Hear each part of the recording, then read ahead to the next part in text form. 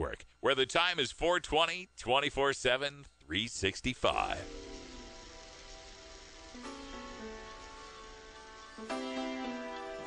And now it's time for A Different View with Jennifer, Iva, and Sarah.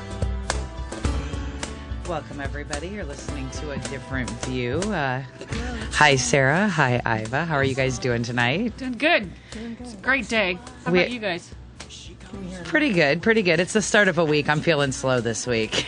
Oh, yeah, Mondays are tough. See, normally I like Mondays, but yeah, it's a slow week this week, I think. I'd like to just take the rest of Mondays off, but then that would ruin my Tuesdays. I can't handle that. Well, tonight we've got Todd Armstrong in studio with us. Hello, Todd. Hello. And then we're going to have the Normal Women's Alliance guest, Miko Hester Perez, who's another mother using marijuana on her child for autism. So we'll be talking with her. I'm looking forward to talking to her. She's got an interesting story. Some of you might have seen her on, was it CNN or was it Good Morning America that she's... I saw there was a bunch of different mainstream shows she was on. I think she hit pretty much everyone that I would think of, at least. There was a lot of them. Yeah, and I think, as activists, especially mother activists, I think she's definitely someone to listen to.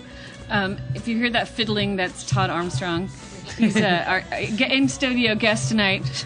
And then we're also going to be talking... we're also going to be talking with Sam Chapman. He's the Students for Sensible Drug Policy state coordinator, I believe, and yes. They just held a conference, the whole state of Oregon Students for Sensible Drug Policy, talking about marijuana in general and also analyzing the current initiatives going around and endorsing one of them. So I'm going to have him. They did endorse one of the initiatives. We'll talk about that during the segment. But I was at that meeting. It was a great meeting. It was nice. As a middle-aged person, that hurts. But as a middle-aged person, in a room full of young people, it was exciting to see, and it was nice to see the torch being passed. In a way, I mean, we all know it's going to happen, but I felt confident and comfortable handing that over and saying, you know what, these are the stars that are rising, and I'm excited to watch them. I'm helping them as much as I can from my end, but it was a good meeting. We'll talk more about that in the segment. But. Yeah, I wasn't able to attend, but I'm definitely impressed with like the group, the people that I did see there that I'm familiar with. They're all amazing activists, and so I have a lot of hope for our future. I did too. So. I was very inspired, and Bradley Steinman. Did I say that correctly? Bradley Steinman also helped coordinate, did a lot of work on that. So I definitely want to give him credit as well. And then Sam Chapman, obviously both of those gentlemen. And there was one other individual, I'll have Sam tell us their name, but who also did a lot of work. And I'm sure there was more. Kaliko will know. Kaliko's also in the studio. Hi, Kaliko. Hi, Kaliko. Listening to Irie Island show later on. Anyway, well, we're getting close to taking a break here, but we'll be right back. Thanks for joining us. You're listening to A Different View. Youth of this earth, I feel your pain. We others have failed you, and we feel no shame. Niggas still out in them streets. Is this all left for the me? It would be the mic. Hi, this is Willie Nelson. Alcohol prohibition didn't work in the 1920s, and marijuana prohibition isn't working today. It's time we stopped arresting responsible marijuana smokers. It's the fair thing to do. For more information, contact NORML, the National Organization for the Reform of Marijuana Laws. Call toll-free 888-67-NORML or visit their website at norml.org.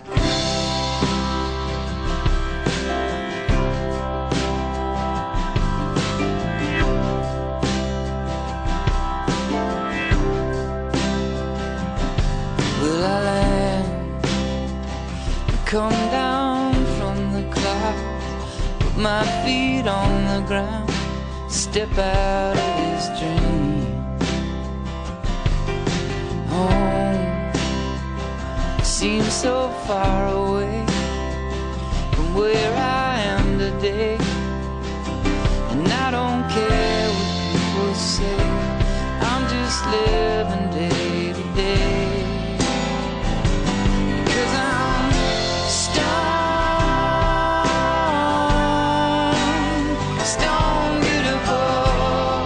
And we're back with A Different View with Jennifer, Iva, and Sarah.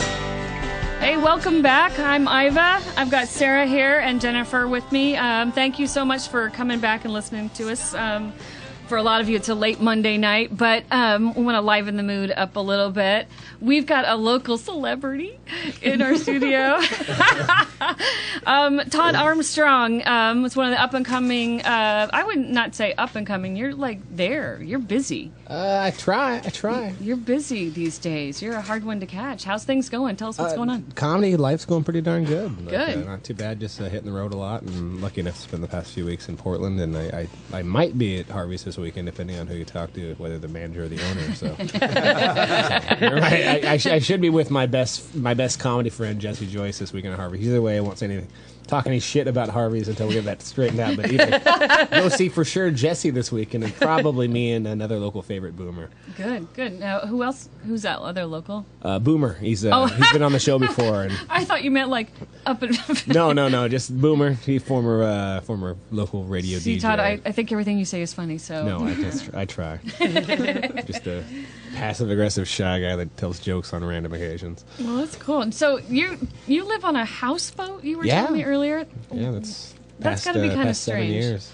No, I enjoyed it. It's like because people have misconceptions because they think that it's like a sailboat or they picture something Drift like off down the river. something on like Lake Powell, and it's realistically I live in a 1-bedroom condo with a loft. Oh, It's really? got sheetrock. It's got 4-inch white trim. I have tile countertops I made myself. I bought all the Nice. cabinetry at Home Depot and built it myself. Nice. So you're going to be a land guy now.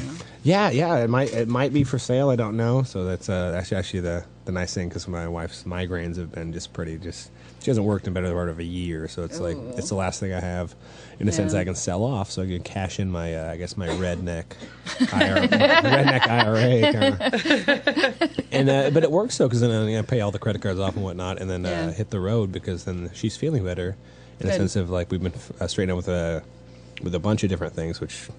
Honestly, high CBD stuff is just amazing. Just on a side note, just for things like that. But just it's been working pretty well for her. Good. And so hitting the road. That's great. It's great that she can finally do that with you because that's nice to have a partner. Because we put that out. That was the original plan last spring, and that's why all these side notes and me possibly getting a day job and me just working myself to an ulcer and life being insanely cynical in the moment as opposed to. Well, it definitely feels like your momentum is going, and this would be a good time to hit the road and really it's get been yourself work out there. I've been trying to not work a bit about how my buddies, when I first started comedy, said I'm always funny, but my life's not been tragic enough. And that's what he told me. And I was like, I took my break because he's the hugest comedy fan I've ever met in my life.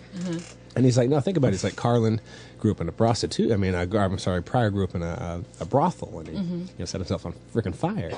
And I was like, it makes a point. He's like, you just getting your ass beat for being poor and growing up the idiot white kid doesn't make you. I'm like, fair enough. And then the past year with the wife and everything has been a tempering process. So it's been kind of this serendipitous moment of like, well, that makes sense. And that's why I think I've gotten better in comedy. And then some life experience. Last time I saw him, though, he said he sees me in the future of being a local headliner. Nice. And that's nice because he's the most snide little brother friend I have. And for him to say that means he knows I'm going to be, something. Yeah. So I took that as a huge compliment. That's great. Either that or he thinks huge tragedy is coming your way. I think it's been pretty well tempered this year. It's like, my dad point blank told me I was a better man than him. And my dad's the nicest, best dude I've ever met. Just from the past year's cynicism of the wife's, health and whatnot. So yeah. Well, thank goodness for medical cannabis and I guess good rearing of my parents. So. Well, I've met your wife, and she's a lovely, lovely person. She is a rad chick. Yeah, she's pretty cool. She's not only drop dead gorgeous, but she's just super. Inside, cool. she's way better than the outside. You just want to hang out with her. She's like Elle McPherson, but hotter on the outside. So you just want to hang out with her. She's really cool. I kind of have a girl crush on her. No, everybody has a crush. She's rad. No, there's not a flaw with my wife. She's really, really sweet. I really enjoyed talking to her. Like I could spend hours just talking to her. Yeah, I do. She's adorable. Yeah, I bet you She's do. been locked inside the house for the past year. No TV, no lights, no reading, no nothing. If you leave, she'd come back to you.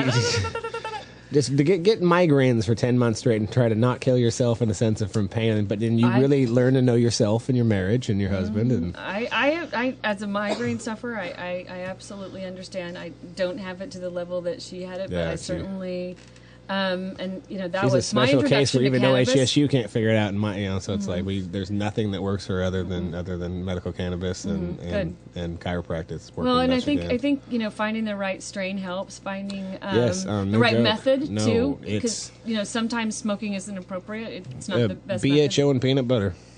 BHO and peanut No, butter. because as opposed to doing the 1,200 milligrams of muscle relaxers every single freaking morning, where it puts her back to sleep and she's dizzy all day, and right, and their liver's all shot. Yeah. Yeah, so that's been working. It's kind of So funny. wait. Explain that peanut butter and the oil, like.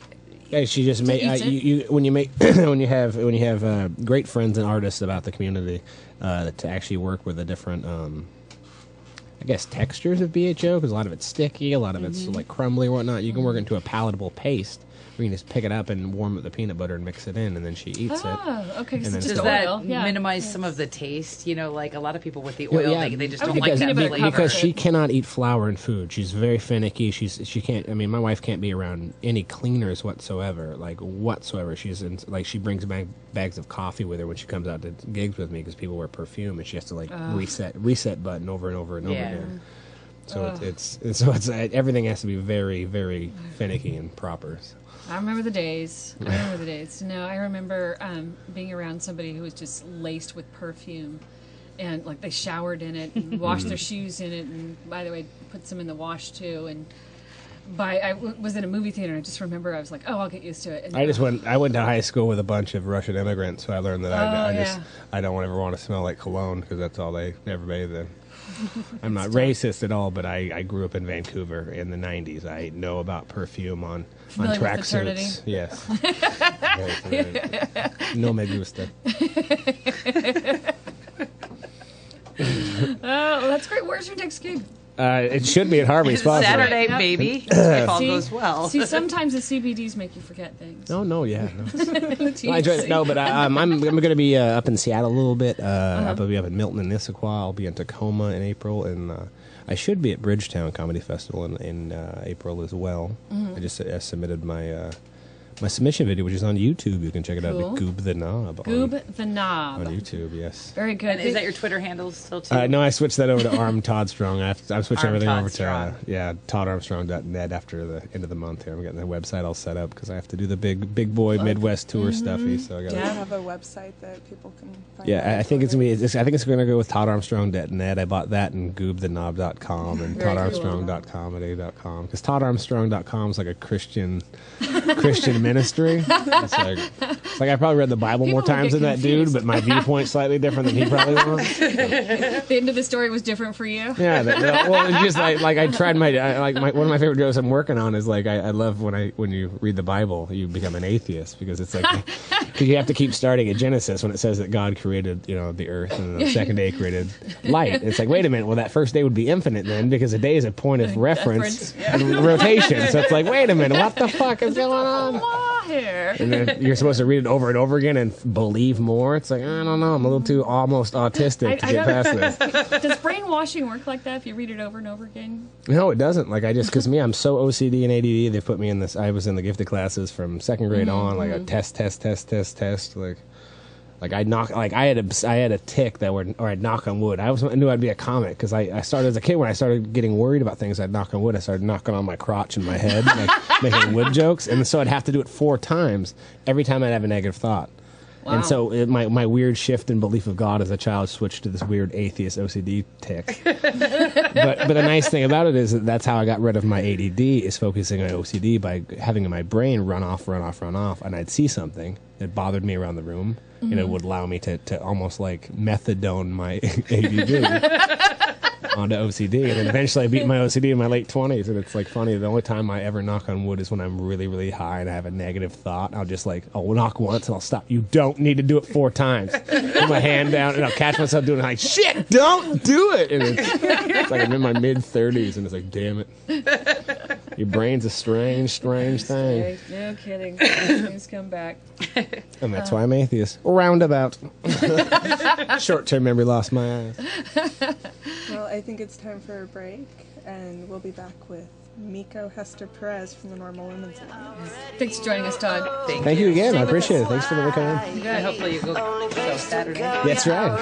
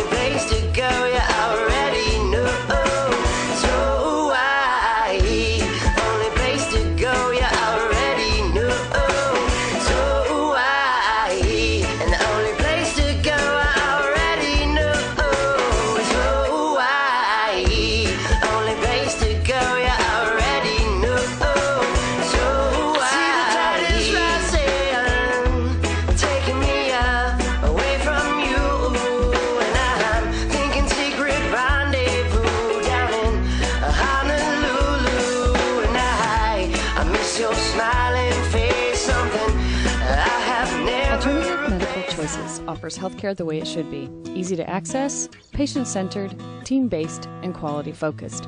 We offer a variety of natural, affordable healthcare treatment options like primary care, group acupuncture, massage, and assistance with OMP registration. As a patient, you will have a team of experts working with you to make you the best you can be. Call Alternative Medical Choices at 503-288-5579 or check us out on the web at altmedchoices.com.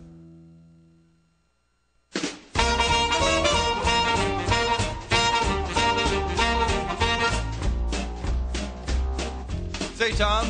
Yeah, Bill, what's up? How about a little puff? Bad for your health. Well, how about a little drink then? Oh, never touch this stuff. I don't drink tequila. Try Sansamia. I don't drink bourbon. Try this Durban. No thanks, brandy. Hide this candy. No gin and tonic. Growing hydroponic. If you don't like puffin' and your situation's roughin', you can munch the mighty muffin with a job cake stuffin'. Job cake stuffin', no sense of roughing it. Job cake stuffin', if you're toughin' it. Job cake stuffin', no need for puffin' it. Job cake stuffin', when you can muffin it. If you don't like puffin' and your situation's roughin', you can munch the mighty muffin with the job cake stuffin'.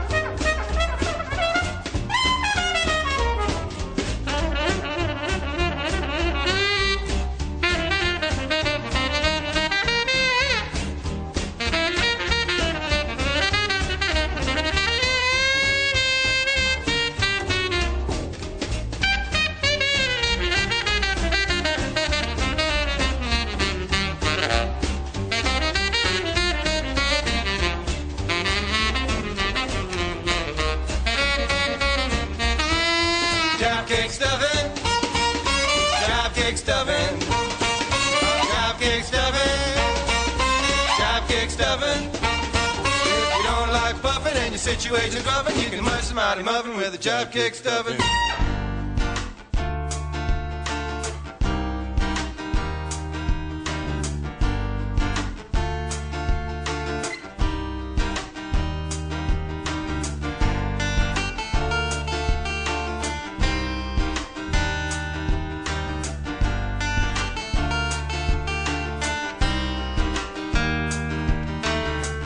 I took a stroll around the block one morning thick with all the raining. I didn't think with all my luck one missing bike I would be gaining. I saw a hobo riding by on one familiar-looking Schwinn. Oh, what a lovely bike, said I. That's when I noticed it was Steven's. And I chased after that hobo, shouting, halting words with gusto. I politely asked him where he got that bastard bike. He responded curtly with a right hook to my left eye. Here I found your stupid bike. And now we're back with A Different View with Jennifer, Iva, and Sarah. Welcome back. You're listening to A Different View. We were going to go to Miko Hester Perez, but we had a phone number issue, so we switched it around. We're going to talk to Sam Chapman next, and so we've got Sam on the line. Sam, are you there? I am indeed. Thanks for having me on. Thank you for being on. Sam's the SSDP, Students for Sensible Drug Policy State Coordinator, correct? Correct. And you guys just held your conference this last Saturday, the Oregon's SSDP's 2012 Cannabis Law Reform Conference. Can you tell us a little bit about that and how it went? Yeah, we had a great time. It was at Lewis and Clark Law School. We have a chapter there, and they were gracious enough to host us. And the whole idea behind the conference was to have the 3 initiatives. Apparently there are 4, but now we were working with the 3 that we had. Sensible Oregon, Oregon Cannabis Tax Act, and Citizens for Sensible Law Enforcement. We had representatives from each initiative, and essentially all of the SSDP chapters a couple of weeks ago have decided that we wanted to focus our energy and put it behind one campaign, and to make sure that we see some progressive marijuana legislation passed in the upcoming election. And we just wanted to hold a conference so we could educate ourselves on the initiatives as well as the public, and just to endorse one initiative. And we chose Citizens for Sensible Law Enforcement. Very good. And that's the constitutional amendment, the one that repeals the laws, correct? Sam, can you talk a little bit about what brought you guys to that decision? What influenced your decision to render your support to the OMPI initiative? Yeah. So, the first thing is that we didn't have this conference to shut out any other initiatives. Many of our chapters were working on a bunch of the initiatives, and they still will be working with, Central Oregon and Octa. We just wanted to focus our efforts a little bit more and really come together as a cohesive state, Students for Sensible Drug Policy entity. So we heard from all 3 initiatives about an hour, and right after that we convened for about 45 minutes, and let's see, we probably had about 25, 30 students total from our 6 chapters, and just kind of talked about why we felt the way we did about the initiatives. And there were, there's a lot of positive energy around I-24, the constitutional amendment, mainly because it was short and to the point, and the argument had been made fairly successfully, in our opinion, that in the past, initiatives that are longer, filled with more things and more regulations, and often a more detailed vision of what the law would actually do,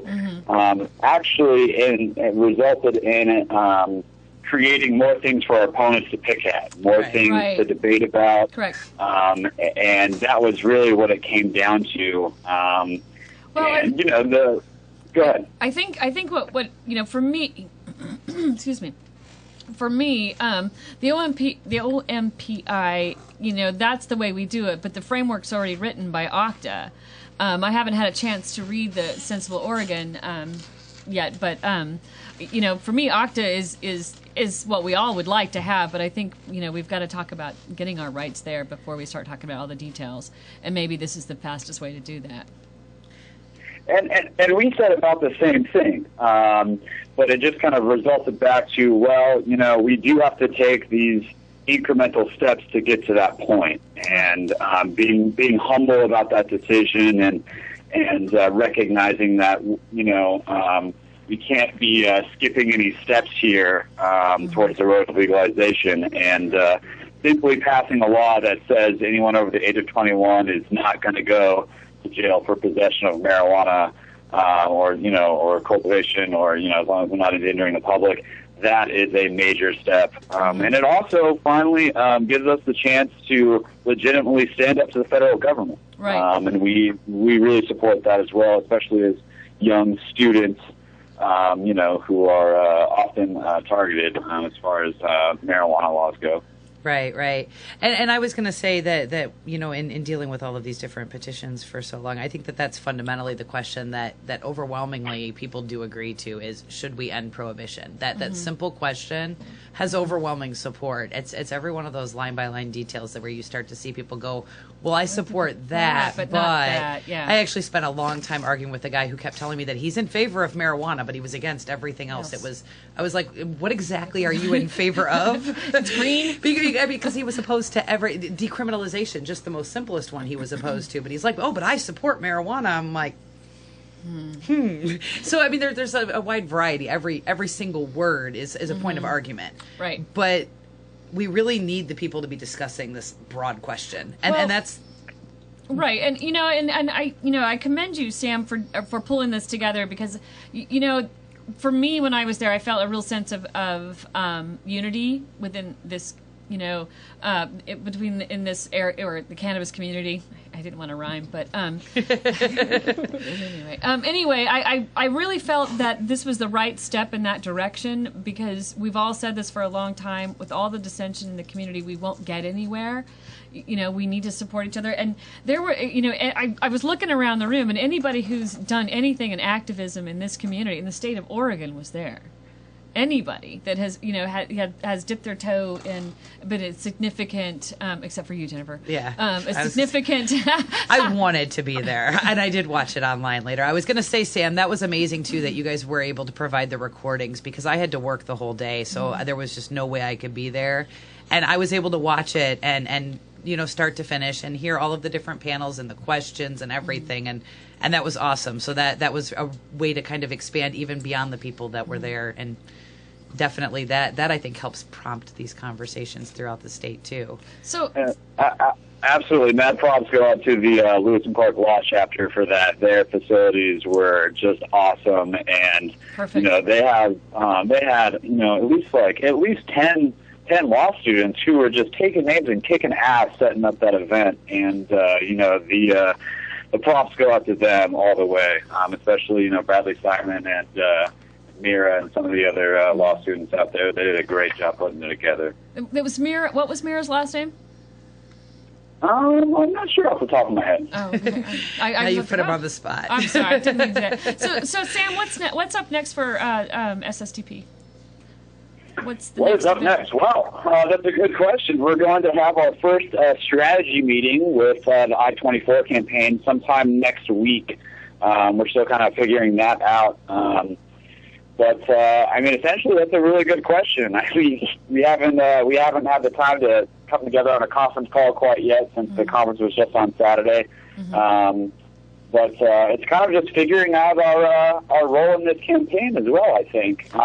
One of the things that was, in fact, the only thing that was brought up on the con side of I-24, which is actually a double-edged sword, is good and bad, was the 6-month time period that we would have after it passes. Right. And so the con side is that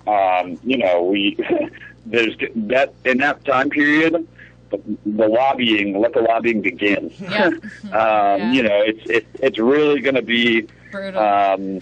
It's going to be intense. But that's also really exciting for us, because now that we've established ourselves in this community as an organization that really takes marijuana legalization seriously and in a professional manner, we're also still breaking the SSDP reputation, And we're really excited to be working with our legislators and politicians. One of the things that Bob Wolf, one of the campaign managers of I-24, had mentioned that Democrats are going to be looking to us. There's a good chance that the Democrats are going to jump on board the legalization bus, because they know that if they do, they're going to bring out the young vote like crazy.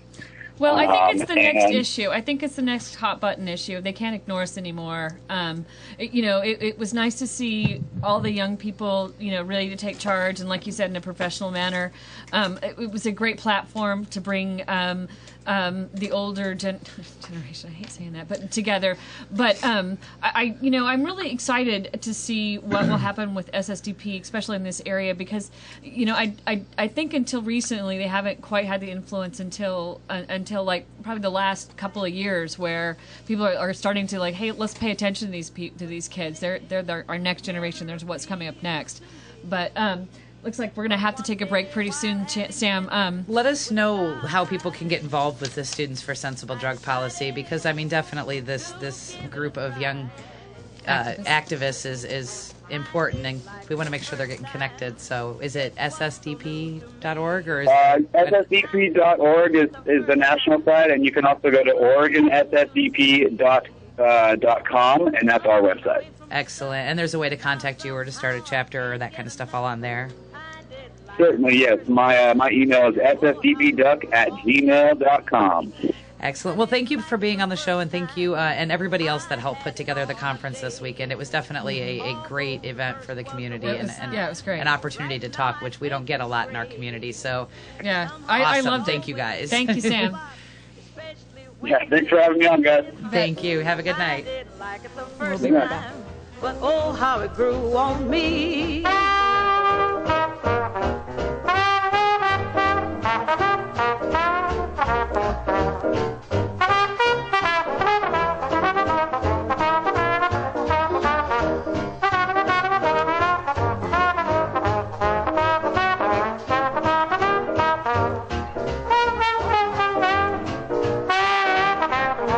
I didn't like it the first time.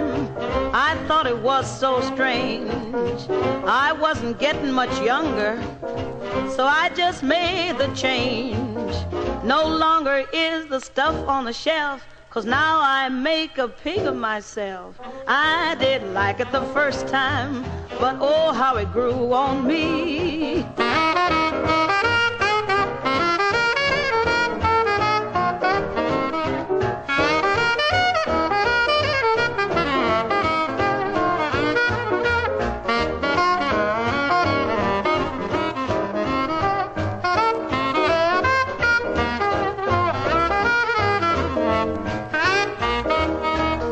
I didn't like it the first time when I was just 16. I didn't like it the first time. Guess I was mighty green. But I've stocked up 'cause I've gotten wise. I got enough for 24 guys. I didn't like it the first time, but oh, how it grew on me. I didn't like it the first time, but oh, how it grew on me. Hey, how's it going? My name's Will. I don't work at a used record store. I don't own an iguana, although I'm sure they make great pets. I don't have dreadlocks or play the acoustic guitar.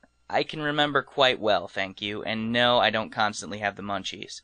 When 420 comes around, I've still got 40 minutes of work left. I've never hit a girl on a bike with my car or shot my friend with a shotgun. I've never had to apologize for letting a girl I was watching drown in a pool while I was getting high because, duh, I wouldn't be getting high if I was around children. I'm a regular guy who works regular jobs, just like the majority of all Americans who use marijuana occasionally and responsibly. My name is Will, and I'm normal.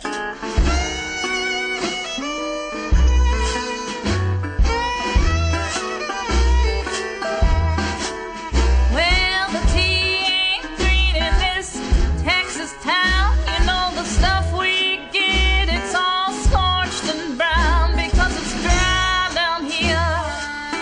I'm telling you, it's dry down here.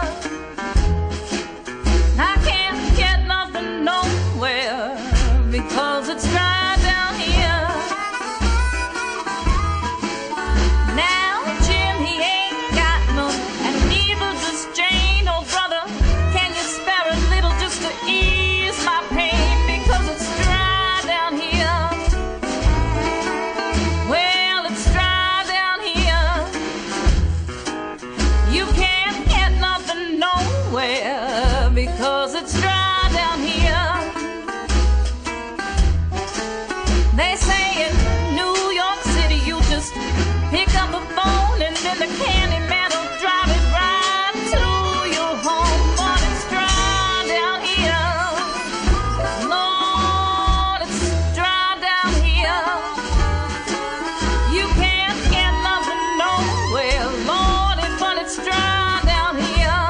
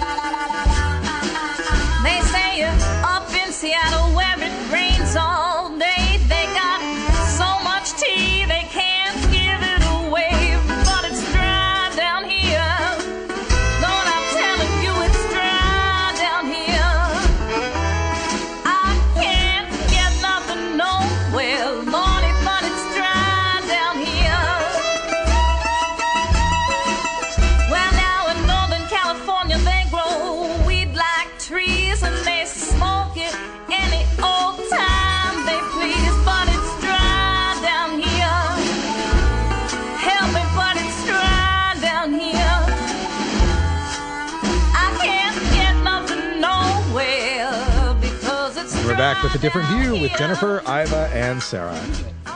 Welcome back to A Different View. I'm Sarah, and unfortunately we're not able to have our next guest on tonight.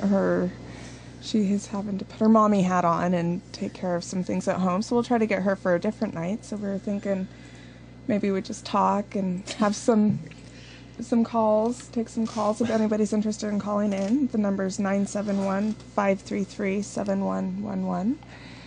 And so while we were on break, we were kind of chatting back and forth of some of the other things going on around the country. And I-502 in Washington is obviously one that's kind of been on the radar for a while. They made the ballot, and they will be voting at the election. And Colorado just made the ballot and will also be voting at the election. So that's 2 states so far that in 2012 are going to be asking this question. And there's... I want to say, is it like 7 or 8 other states looking at this? Russ, do you know? There's but a lot of them you end up being something like a symbolic measure, like what gets introduced in New Hampshire every year and never goes anywhere, right? So there's a few of those that are symbolic, but I think there's still good initiative chances in Oregon and. So these are the states to watch? California? Maybe California, but it's got a lot. Needs 500,000 signatures between now and April 20th.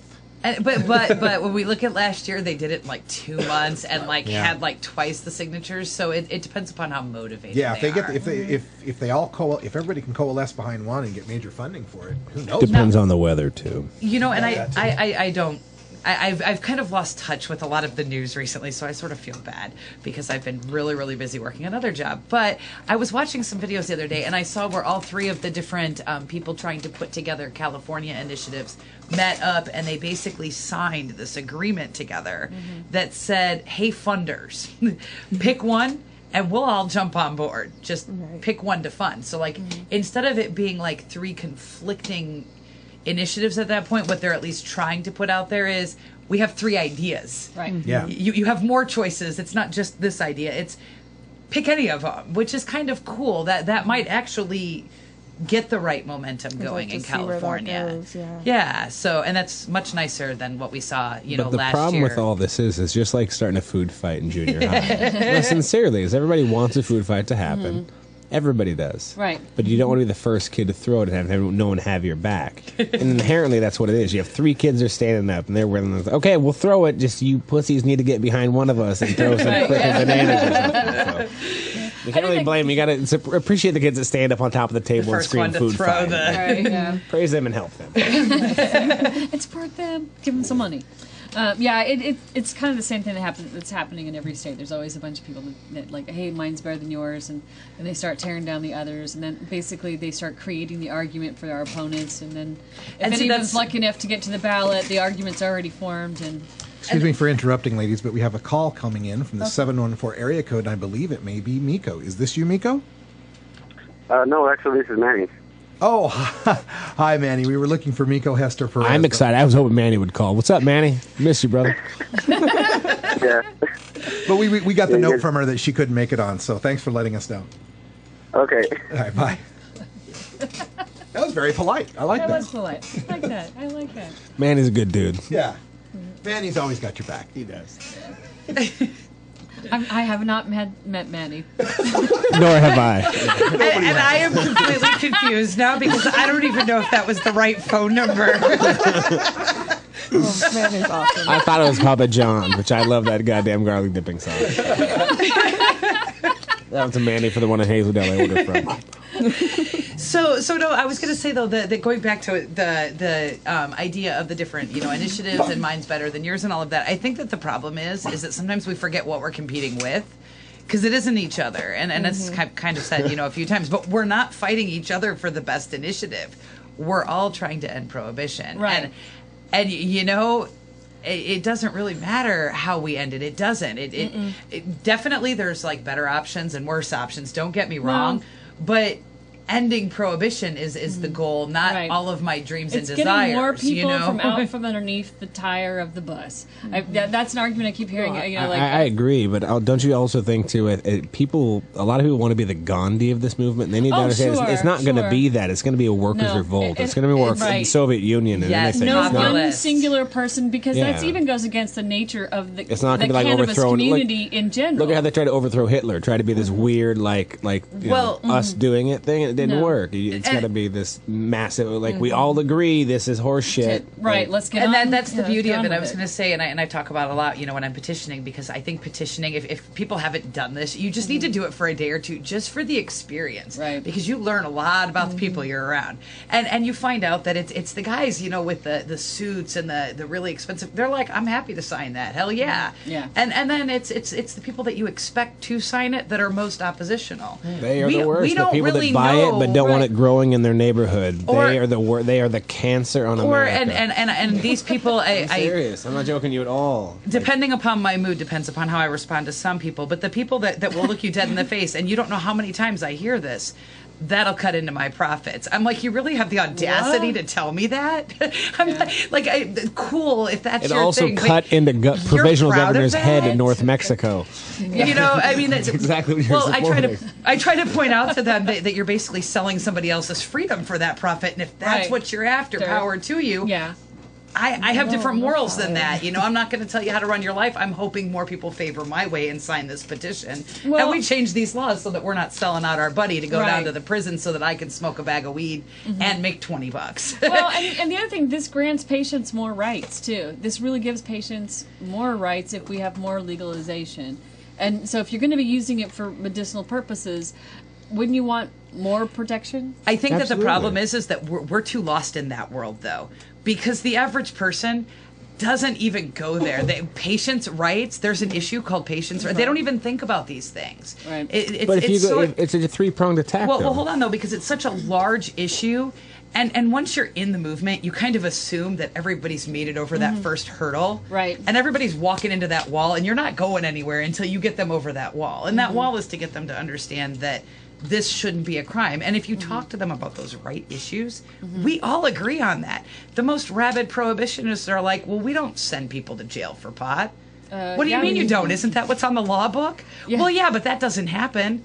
Well, then you agree with me. This shouldn't be. Yeah, so let's fix it. If the law's not working, let's get rid of it. But the humorous thing about this issue of pot is that everybody's okay with the wink, wink, nod, nod. It's not just the patient community, because you're which is why it's a good time for us to really push for legalization, because that is the attitude. Well, let me finish this though, so that doesn't come out sounding wrong. The cop that pulls you over, you've just got weed. Well, let me just throw that away and I'll let you go. They take it that way too. It's our entire culture. And we need to move beyond and recognize that we all agree on this. And the law should match our culture. We shouldn't be all circumventing these laws because nobody agrees with them. And that's where we're at now, which is the prohibition film that they did on alcohol prohibition. That's the same thing that they highlighted. Oh, I know. It's the same argument, just different words. Yeah. Respect for the law anymore. Yeah. There isn't any. And I think, I think even within this community, that's like, we all know it's kind of like, it's, I want to say this politically correct, I guess I should say. I think I find some of the community complacent because in their mind, this is legal. Because, like you said, they're lost in that. Everybody they know is a patient. Everybody they know has a card. So in their mind, like, hey, just go get your card. It's that easy. And in California, it is. But what they don't understand is that there's still lots and lots of people who are still going to jail for it, and then the other thing, and even those people with that card are going to jail. I mean, look at what happened in Southern Oregon. You're still a felon. It's still a felon, exactly. You can't go on state parks. You can't be in public view. God forbid if you're around your kids. At that point, it becomes a sales pitch, though. You need to find what sales pitch is to approach each angle. Like from the black market angle, you want to challenge them. It's like, if you're such a great grower, let's make it legal. You get your card, and you'll become a connoisseur. There will not be a bottom in the market. No. I buy $3 a bottle beer at the store when I buy a beer because it tastes better than shit. Right. Just like I would not pay for $4 Right, a gram but we have weed to in- recognize in that the some white people market. are in it for the quick money, And I- not and I for the recognize it. connoisseurship of it. Absolutely. And those are But the you know ones that what? feel this way. But that would force them out, and then you can also confer with the medical community with legalization. You wouldn't have labs afraid of it, and you wouldn't be people growing in their See, garage. and I wouldn't think have to pay a what's bribe going to to the happen. state. I think, and this is what I see whenever I go to any of those things, is I see commerce.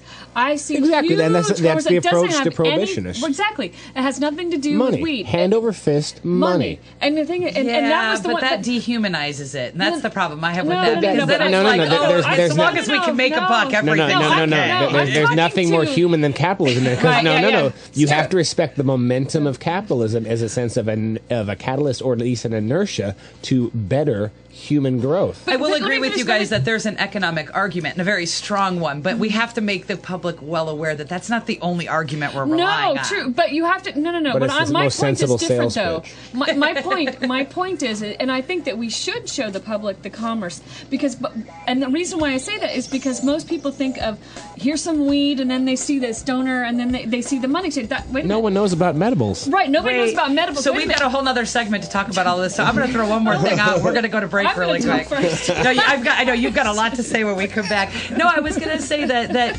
anytime you're doing a sales pitch, Todd, you have to create value first, and then you pitch them. And we That's jump what to I'm talking pitching about. them. We're not creating the value first. But that's what I'm talking about. Let me explain myself. Oh, I disagree, but it's value in their eyes. back. It's perceived value.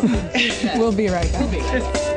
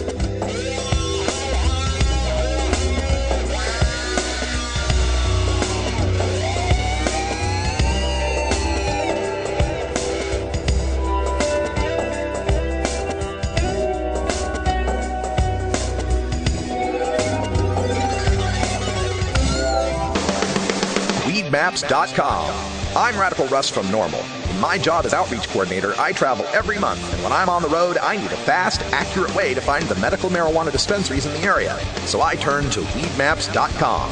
Weedmaps.com has the best dispensary locator online or on your mobile device. Search by zip code or let Weedmaps find you, and in seconds you'll have the addresses, phone numbers, and customer service reviews for the medical marijuana dispensaries in the local area. Weedmaps.com also has a section devoted to helping you find a doctor who understands and recommends medical marijuana under your state's law. You can even check prices on the Medical Marijuana Stock Exchange. Coming soon, you'll even be able to find the listings of normal attorneys and chapters, local head shops and grow shops, and the best weed-friendly businesses. Weedmaps.com has the information you need to be an informed cannabis consumer. Visit weedmaps.com today, a proud sponsor of the Normal Network. Inhaling deeply of the sacred smoke.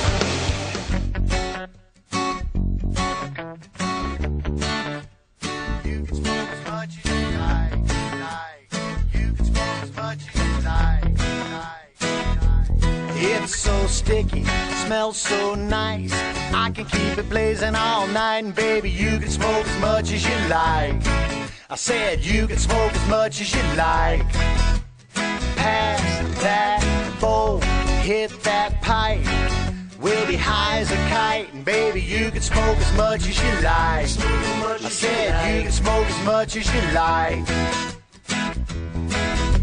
Well, you're a little cutie, I hope you want to use me. Let's smoke a little bud, then we can see. All right, we're back with a different view with Jennifer, Iva, and Sarah, already in progress. Yes. What I was going to say about welcome back, She's had her everybody. lips pinched with clothespins for the past 3 minutes. For real. It's like a goddamn Looney Tunes skit. No, so go ahead. We were talking about... What I was talking about was the industry and showing the industry and being proud of the industry, because there is a lot to the cannabis industry that has absolutely nothing to do with consuming, selling, or manufacturing marijuana. There is so many ancillary services associated with that. So give some examples just for reference. There's insurances, there's merchant services that are just some business associates that will only cater to those. There's artisans, there's different marketing groups, there's communications. Look what Russ does. That has nothing to do with selling marijuana. Look what The Todd does. happiest people in the world are small business owners. I swear to you, and everything. You look at the numbers, you look at all the thing about it, you look at people. I would, if there was not a federal offense, and if I wasn't a comic, I would love to wave a magic wand and open a grow shop and pay people livable wages to give their green knowledge. I grew up on a damn farm. I was an FFA a whole childhood. Before I ever even learned about pot plants, I knew how to clone tomatoes. Yeah. So no, I totally agree with you guys, and I live someday. I've had some very. That sounds really great to a Republican. That's like, what the hell? Those hippies are smoking? Like, you can eat it too. Like, whoa! Slow down, slow down. Yeah. Y'all have sold me. Capitalism is good, although I'm a communist. No, for real. No, so the thing I'm trying to say. You can't take the bus then anymore. The thing I'm trying.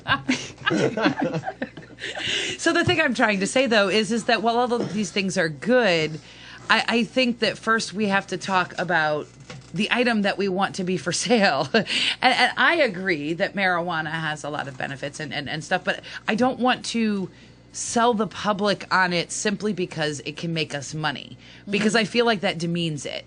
You know what I mean? We're not stop separating it. I It's think not that just marijuana. It's not just medical. It's not just right. Agriculture. It's not just hemp. It's not just the. It's not just the a pipes. buck. Right. No, and I'm just saying that's just one section of it. No, absolutely. But to say that there would be no industry created from legalization would be to deny the reality of it, because there's hemp. I mean, just hemp alone. No products. There's no. Industry, No, there's absolutely going to be a huge industry. But that's my point. That's my point to people who are right now going, I don't want it legal because then that would cut into my profit. Those individuals, well, you know what?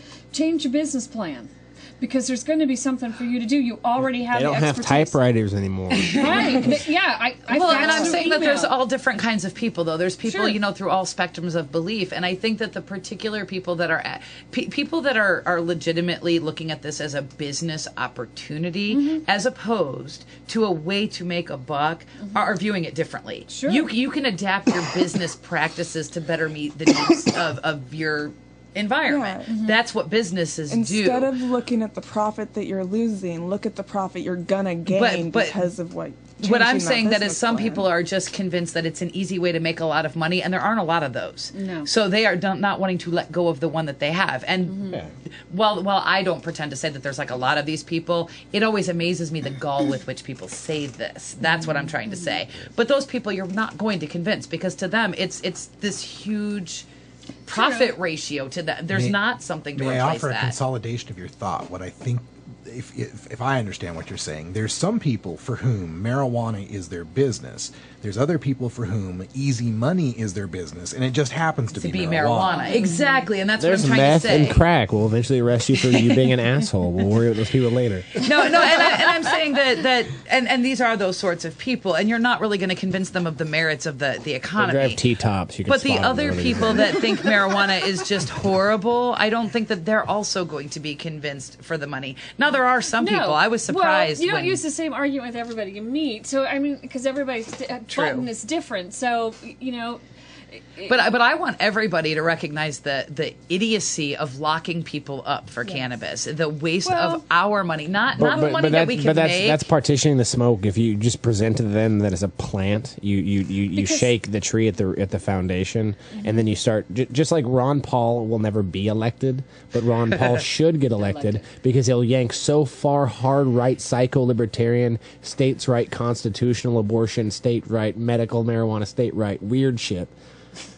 I don't know if you're actually pro back. or not for Ron Paul, but hold on, I'm voting for Ron Paul. No, but I'm going to say that the only reason that I don't think Ron Paul is going to get elected is because everybody says he can't get elected, that's his entire campaign. But I'm saying that him yanking so far hard to a genuine libertarian right is a little too unrealistic for the nation. So he yanks that far. That will pull us to where we need to be and closer to realistic momentum, in my opinion. Yeah. Same thing's going to happen with the cannabis community. If we overstep the boundaries where I, in my opinion, think it should be, it's a damn plant, that's what it was, and that's what it has been until we got capitalism involved in it a long time ago. Sure.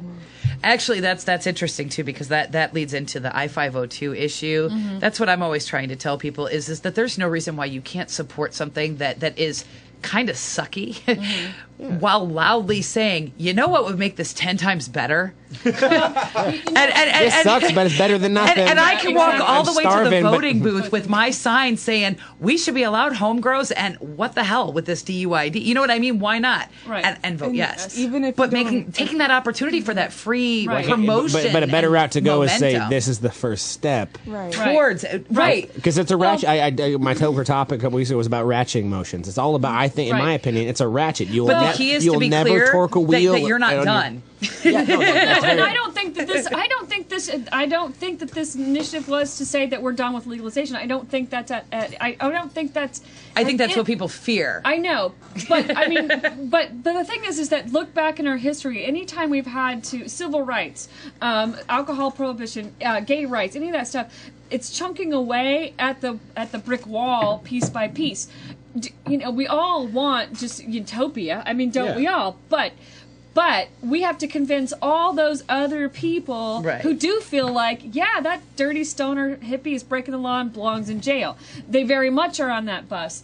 And until they realize that those people that they're vilifying are just their neighbors, that's when stuff gets real. But until that time, we have to take the steps forward in the biggest, the biggest steps forward that we can. We're not going to do that by dickering and trying to parse out little pieces, because you're never going to find a bill that 100% of the people, even within this community, are going to get along. But we need to stop forming arguments for our opponents before we even get on the ballot. Exactly. You got to convince people to jump in the pool, because that's the thing is that if you just view this whole thing like everyone's standing on the edge of a pool, we have to convince the most pussy kid in the whole pool to jump in, and that's what it is. And half the people maybe in the pool saying it's fine. There's no monsters and in here. Pushing. There's not bottom. Yeah, don't worry about it. You have to in. coax people, and that's what it is. You have to convince them. There's nothing to be afraid about. See, no one's died. No one's jumping out of windows. No one's banging jazz musicians. It's not Reefer Madness. Calm down. Damn it. It's just, Well, no, that's what I was going to say, is that the one thing that fascinated me the most, I was doing some research just a little while back. Like I said, after that Prohibition PBS special came out, there was just so many parallels that I wasn't aware of between alcohol prohibition and marijuana prohibition. There's obvious ones. Chicago Juarez. Boom, No. I'm saying there's obvious big glaring ones, but some of the little ones that were just fascinating to me. And so as I was looking at it, for alcohol, I thought that was funny. Well, hold on. The thing that fascinated me the most is that when alcohol prohibition, quote unquote, ended, people were allowed to buy 3% beer at the saloons. That's what they want. At 18, you buy 3 beers. That was alcohol prohibition ending. That was the first step. Now, as soon as they did that, then it just fell. It was gone. I mean, it was over. But they cheered and celebrated. Yeah, that did you see the new Budweiser? The new Budweiser which most commercial? People today would not accept as beer. True. Oh yeah. In Utah, they would. Yeah. It'd be grateful. But I'm saying that we've got to be grateful for those little changes, and just be clear that we're not done yet. We've got a long way to go and changes to make, and keep fighting. Right, absolutely. But we're going the right direction. All right. Well, we're done for tonight. Thanks for joining us. You're listening to A Different View with Jennifer Alexander, Sarah Frank. Joining us in the studio is Todd Armstrong. Check him out. And we'll be back next Monday at 8 p.m. That's right. And I'm Iva Cunningham. With a smooth jazzy music.